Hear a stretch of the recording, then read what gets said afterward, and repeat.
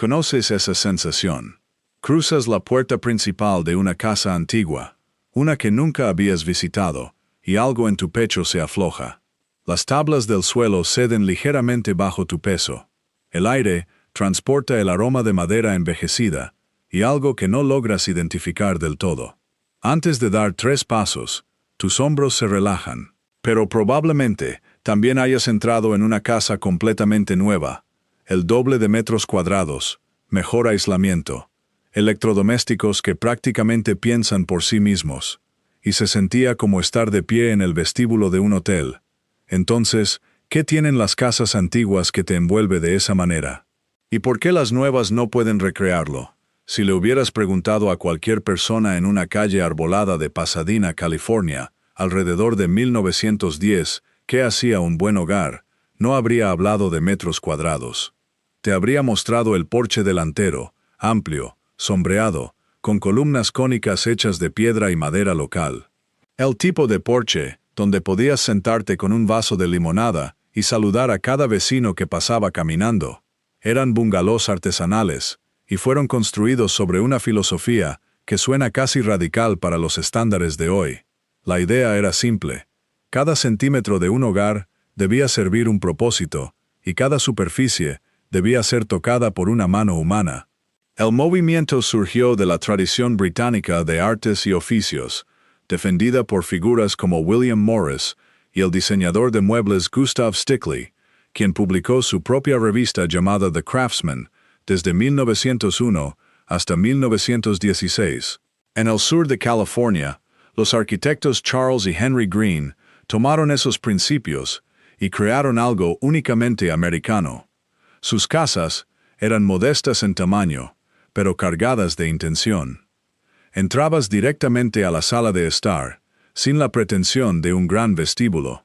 Una chimenea ocupaba el centro de la pared, flanqueada por estantes empotrados con pequeñas ventanas de múltiples paneles encima. La carpintería estaba por todas partes, roble teñido oscuro y abeto Douglas, terminado a mano hasta lograr un brillo cálido. El arrimadero subía hasta la altura del hombro. Vigas expuestas cruzaban el techo, y en la esquina, o junto a una ventana, encontrabas un rincón junto a la chimenea o un asiento bajo la ventana con almacenamiento debajo, un pequeño nido dentro de la habitación misma. No eran casas grandes. La mayoría de los bungalows artesanales medían entre 600 y 1200 pies cuadrados. Los techos eran deliberadamente bajos, a veces de solo 8 pies, para crear una sensación de recogimiento en lugar de grandiosidad. Cada habitación estaba moldeada para una parte específica de la vida diaria. Una despensa de servicio flanqueaba la cocina. Aparadores empotrados recubrían las paredes del comedor, y la sala de estar tenía su hogar y sus rincones de lectura. No deambulabas por una extensión indefinida preguntándote dónde poner el sofá. Entrabas a una habitación, y la habitación te decía para qué era. Pero aquí está el detalle que todos pasan por alto al principio. No era solo la distribución. Era de qué estaban hechas las habitaciones, y los materiales hacían algo que ninguna cantidad de decoración de interiores puede fingir. Envejecían, desarrollando lo que los artesanos llaman pátina. Los pisos de roble se oscurecían con el tránsito de los pies. Los herrajes de latón adquirían un rico tono verdoso marrón.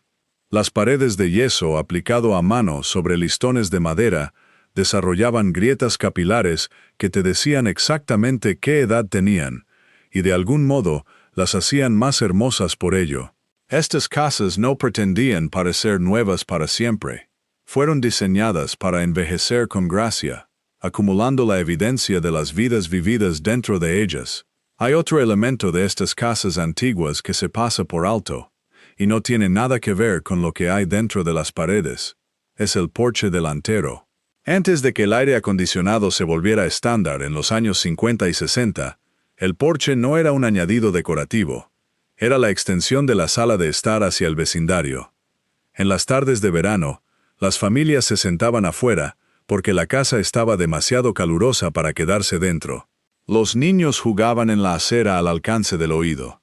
Los vecinos que pasaban a pie se detenían a conversar, a veces 5 minutos. a veces una hora. La arquitectura misma creaba un contrato social. Eras visible, estabas disponible, y el límite entre tu familia y la calle era poroso a propósito. Pero lo que le sucedió a ese porche te dice todo sobre lo que cambió en la construcción de viviendas en Estados Unidos.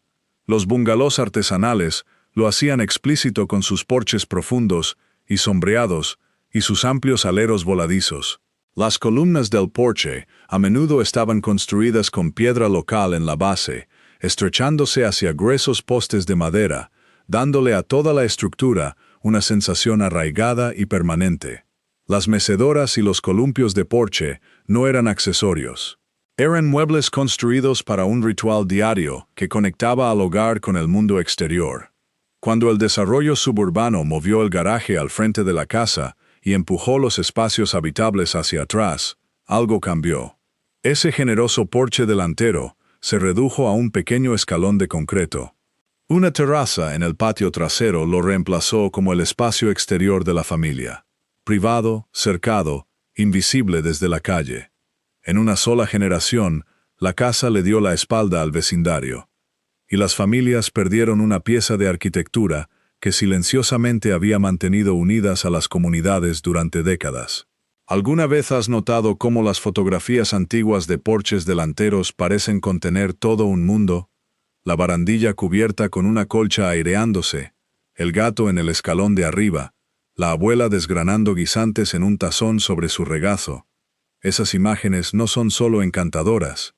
Son evidencia de un diseño que asumía que las personas se pertenecían unas a otras y que la casa era el lugar donde ese sentido de pertenencia comenzaba.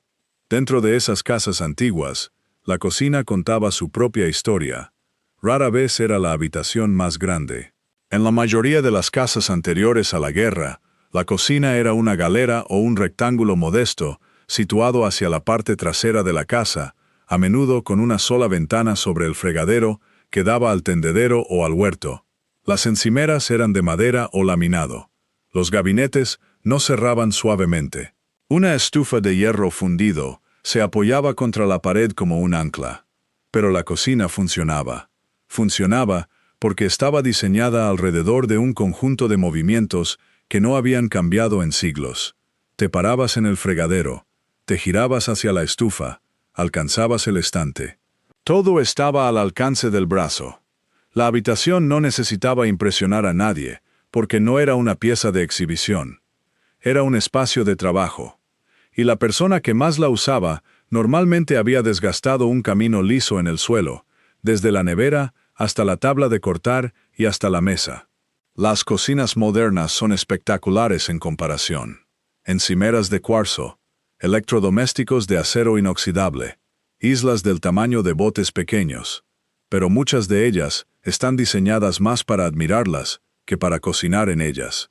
Las distancias entre superficies son más largas.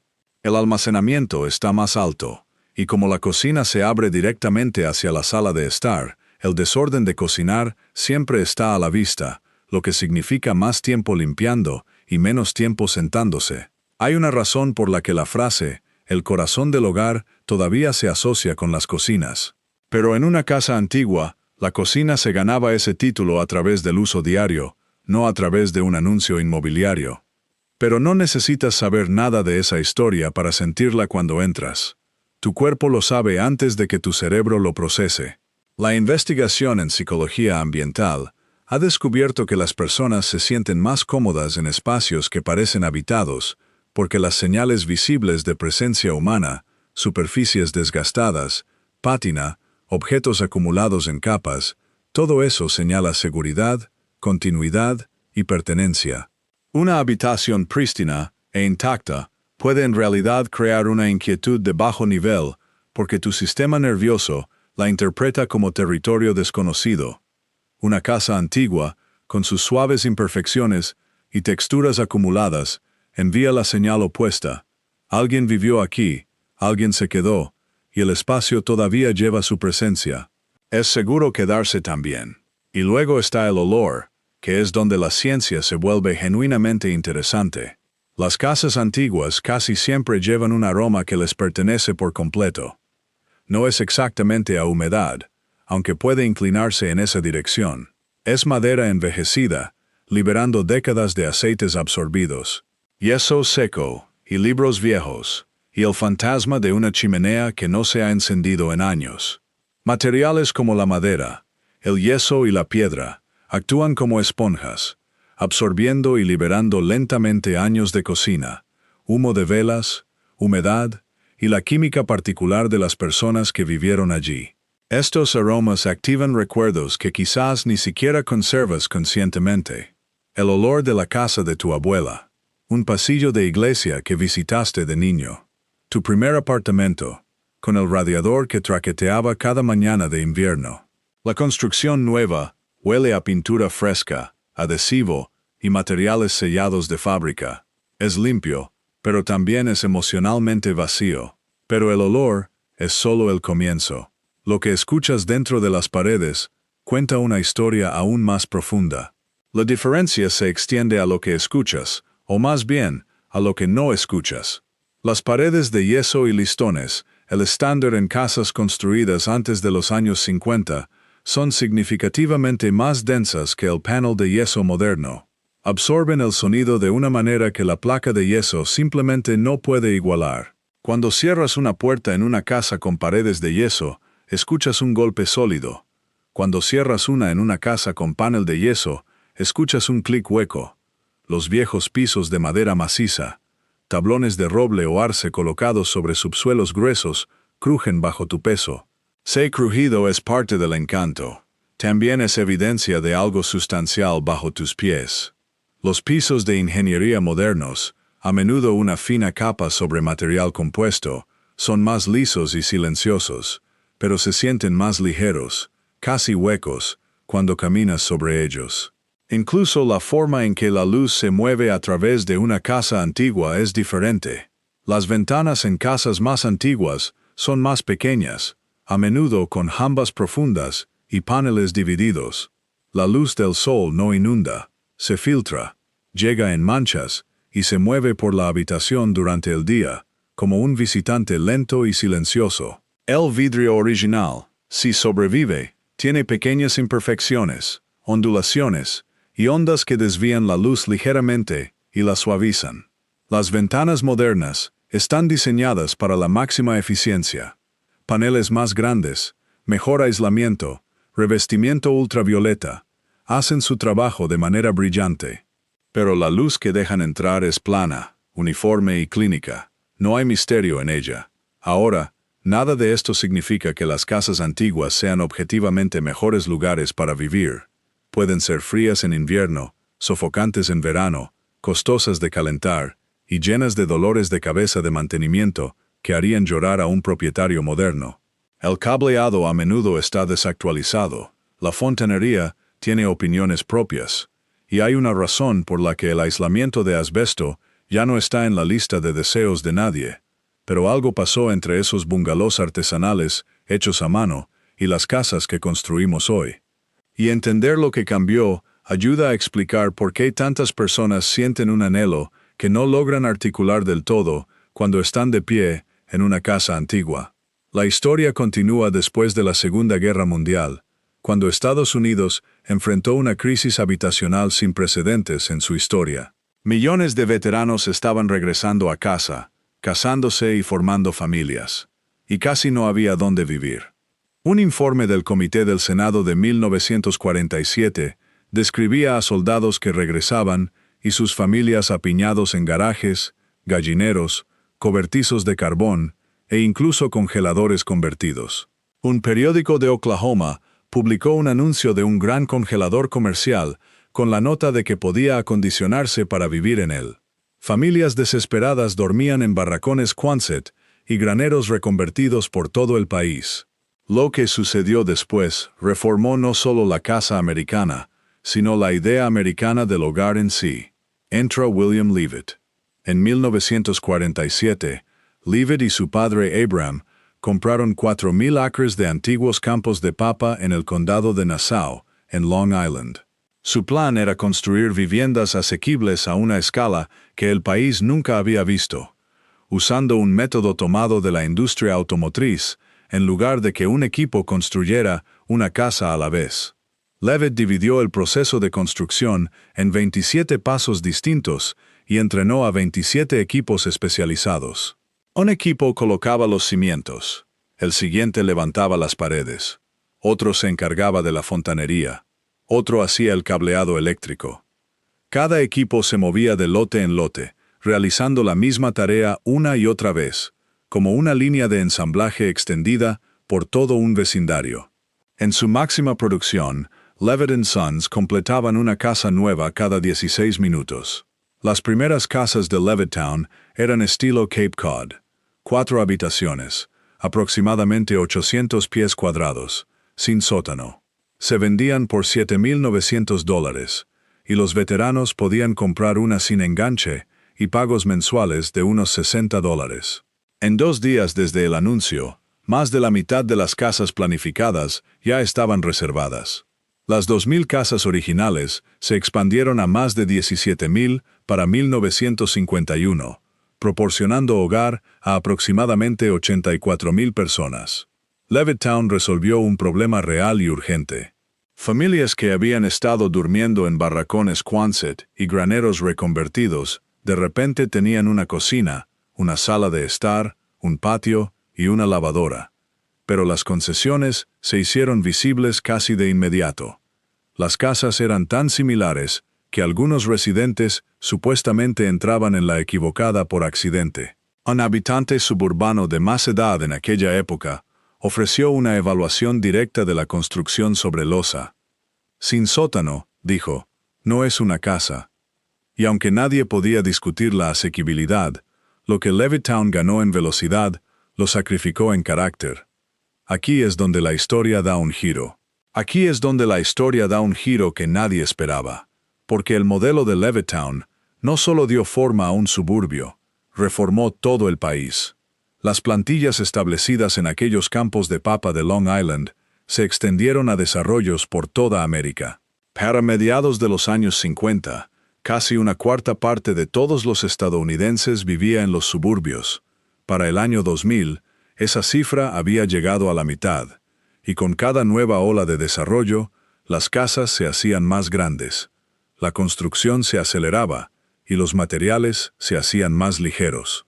La madera de crecimiento antiguo, esa madera densa y de maduración lenta que le daba a las casas antiguas su solidez estructural, fue reemplazada cada vez más por madera de plantación de crecimiento rápido. Esta madera más nueva crece más rápido y llega a los mercados antes, pero es menos densa, menos resistente a la putrefacción y menos estable. El armazón original de un bungalow de los años 20 podría usar montantes reales de 2 por 4 pulgadas. Un 2 por 4 moderno, en realidad, mide 1,5 pulgadas por 3,5 pulgadas, una reducción que ocurrió gradualmente a medida que la industria se estandarizó en torno a madera cepillada secada en horno. Las paredes de yeso y listones dieron paso al panel de yeso, que es más rápido de instalar y más barato de producir, pero más delgado, más ligero y mucho menos efectivo para bloquear el sonido. Los herrajes que habían sido forjados en latón macizo o hierro fueron reemplazados por zinc chapado y, eventualmente, componentes internos de plástico con acabados decorativos. Pero, ¿algo de eso realmente importa para la persona que vive dentro? ¿Puedes realmente sentir la diferencia entre una casa con armazón de madera de crecimiento antiguo y una con armazón de pino de plantación? Sí puedes, y ni siquiera necesitas saber por qué. Ninguno de estos cambios fue motivado por mala intención. Fueron respuestas a presiones económicas reales, a una población creciente que necesitaba vivienda rápidamente y a un mercado donde la eficiencia de costos determinaba qué constructores sobrevivían. Pero el efecto acumulativo fue una especie de adelgazamiento silencioso. Las casas se hicieron más grandes, pero también más ligeras, más huecas y menos ancladas al mundo físico. Si esto te está pareciendo interesante, dale a suscribirse. Exploramos las historias y los detalles detrás de los espacios, las tradiciones y los recuerdos que dan forma a cómo viven las familias. Cada semana hay más contenido. Mientras todo esto sucedía en el lado de la construcción, Algo más estaba cambiando dentro de la casa misma. La distribución de las habitaciones estaba siendo fundamentalmente reimaginada. Los planos abiertos tienen sus raíces en 1909, cuando el arquitecto Frank Lloyd Wright introdujo casas de estilo pradera que comenzaron a disolver los límites entre comedores y salas de estar. Inicialmente, la idea era estética, un deseo de dejar fluir y conectar el espacio. Pero no se convirtió en la distribución predeterminada de la casa americana hasta décadas después, cuando los constructores suburbanos de posguerra descubrieron una ventaja práctica. Menos paredes interiores significaba menos armazón, menos panel de yeso, menos cableado eléctrico y menos pintura. Un plano abierto no era solo una elección de diseño, era una medida de ahorro de costos que resultaba verse moderna. Para los años 90 y principios de los 2000, la cocina abierta que fluía hacia la sala familiar se había convertido en el sello distintivo de las nuevas casas americanas. Los compradores equiparaban la apertura con unión, flexibilidad y vida contemporánea. Los programas de televisión de renovación reforzaban el mensaje sin descanso. Lo primero que cada diseñador parecía hacer era tirar una pared. Ábrelo se convirtió en las 3 palabras más rentables del sector inmobiliario residencial. Pero después de 2020, cuando millones de familias de repente se encontraron trabajando, estudiando y viviendo en el mismo espacio todo el día, las grietas del concepto empezaron a mostrarse. El ruido se propagaba a todas partes. No había puerta que cerrar ante una cocina desordenada. Ninguna habitación donde un adolescente pudiera estudiar sin escuchar una videoconferencia. Ningún rincón tranquilo que realmente se sintiera tranquilo.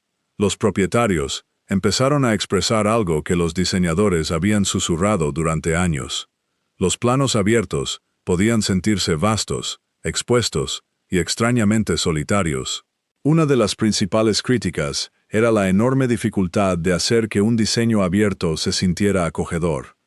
Una sala de estar que se fusiona con la cocina y el comedor técnicamente puede albergar a más personas, pero le cuesta crear los rincones íntimos que hacen que un hogar se sienta vivido. No puedes acurrucarte en una gran sala de la misma manera que puedes acurrucarte en un estudio. ¿Y no es esa sensación de acurrucarse exactamente lo que un hogar debería ofrecer? La reacción ha sido mesurada, no dramática. Los constructores no están abandonando los planos abiertos por completo. Pero muchos ahora incluyen estudios cerrados en sus planos base, ofrecen paquetes opcionales de particiones y experimentan con lo que los diseñadores llaman planta fragmentada, áreas que fluyen visualmente, pero están definidas por cambios de techo, desniveles o paredes parciales. El enfoque de todo o nada se está desvaneciendo. La gente quiere conexión, pero también quiere una puerta que pueda cerrar. Y aquí está la paradoja que lo une todo. En los últimos 75 años, las casas estadounidenses prácticamente se han duplicado en tamaño, mientras que el número de personas que viven en ellas ha disminuido constantemente. En 1950, la casa nueva promedio medía unos 1,000 pies cuadrados y albergaba de 3 a 4 personas. Para 2024, el promedio había crecido a aproximadamente 2,400 pies cuadrados, con un hogar promedio de unas 2 personas y media. Eso significa que los pies cuadrados por persona se han más que cuadruplicado. Nunca hemos tenido más espacio, y sin embargo, algo se siente ausente. Las casas antiguas que la gente idealiza eran pequeñas. Familias de 5 y 6 compartían un solo baño. Los niños se apretaban de a 2 en dormitorios, apenas lo suficientemente grandes para 2 camas individuales. La cocina era una galera. El comedor sentaba a 6 si todos se apretaban. Y de alguna manera, la gente recuerda esos espacios como cálidos, llenos y vivos. Parte de eso es nostalgia, por supuesto. La memoria suaviza los bordes y redondea las esquinas. Nadie extraña las ventanas con corrientes de aire o el único enchufe eléctrico por habitación. Pero parte de ello es algo más concreto. Esas habitaciones más pequeñas con sus techos más bajos y paredes definidas y muebles hechos a propósito creaban una sensación física de recogimiento que el sistema nervioso humano interpreta como protección. La arquitectura te sostenía. La habitación se ajustaba a tu alrededor como la ropa, en lugar de colgarte como una carpa. Piensa en el dormitorio donde dormías de niño, si creciste en una casa antigua. El techo probablemente estaba lo suficientemente cerca como para imaginar que podías tocarlo. La puerta del armario crujía. Había una sola ventana, y en ciertas noches, la luz de la farola proyectaba un rectángulo familiar de luz en la pared. Conocías esa habitación a oscuras, podías recorrerla por instinto, sabías la temperatura del suelo en invierno y el sonido exacto que hacía la puerta cuando tu madre la abría para ver cómo estabas. Esa habitación era pequeña y lo contenía todo. Ahora piensa en el dormitorio de un niño en una casa recién construida. Podría medir 3,60 metros por 4,20 metros, con un vestidor, iluminación empotrada y ventanas dobles con persianas de lamas. Es una habitación hermosa, pero lleva más tiempo conocerla. Las superficies son lisas, las proporciones generosas, la luz uniforme y controlada. No hay nada que memorizar, porque todo se ve igual desde cualquier ángulo. La habitación es cómoda, pero no te sostiene. Tú la sostienes a ella. En una casa de concepto abierto de 2.400 pies cuadrados, tienes espacio, tienes luz, tienes todas las características que los anuncios inmobiliarios prometen. Pero también estás de pie, en medio de una extensión indiferenciada, y tu cuerpo está haciendo en silencio una pregunta que tu cerebro no sabe cómo responder. ¿Dónde exactamente se supone que debo estar? Hay un estudio de diseño en Saratoga que puso esta idea en términos medibles. Su argumento es que la nostalgia en el diseño de interiores no se trata de cosas viejas o de un estilo de época. Es reconocimiento, la facilidad neurológica que se produce cuando una habitación habla un lenguaje que tu sistema nervioso ya conoce. Identifican 3 condiciones que activan esta respuesta. Proporciones dentro del rango humano heredado, es decir, habitaciones dimensionadas para el cuerpo en lugar de para una aspiración. Materiales que aceptan el tiempo, es decir, superficies que envejecen y muestran uso en lugar de resistirlo. Y luz en capas que permita la sombra, es decir, iluminación natural, que es desigual, direccional y viva. Según esa definición, una habitación completamente nueva construida el año pasado, con las proporciones correctas y materiales de peso genuino, puede producir reconocimiento nostálgico en cada persona que entre en ella desde el primer día. Y una habitación de 100 años vaciada y remodelada con panel de yeso liso, concreto pulido y jambas de ventana aplanadas puede sentirse fría, estéril y vacía a pesar de su edad. La calidez no está en el calendario, está en las decisiones. Esta es la parte de la historia donde sería fácil declarar un veredicto. Decir que las casas antiguas son mejores, que perdimos el rumbo, que la construcción moderna carece de alma y que necesitamos volver atrás. Pero la versión honesta es más complicada que eso. Las casas antiguas no fueron construidas para todos. Los bungalows artesanales de principios del siglo XX eran hermosos, pero también eran productos de una era con sus propias profundas desigualdades. Los suburbios producidos en masa que los reemplazaron, con toda su uniformidad repetitiva, les dieron a millones de familias su primera oportunidad de ser propietarios de una vivienda. Y la ciencia moderna de la construcción genuinamente ha hecho las casas más seguras, más eficientes energéticamente y más duraderas en formas que importan. Lo que se perdió no fue una era, fue un conjunto de prioridades. En algún punto de la carrera hacia la velocidad, la escala y la asequibilidad, dejamos de preguntar cómo debería sentirse un hogar y empezamos a preguntar solamente cuánto debería costar. Dejamos de construir habitaciones que conocían su propósito y empezamos a construir espacios que podían ser cualquier cosa, lo que a menudo significaba que no se sentían como nada.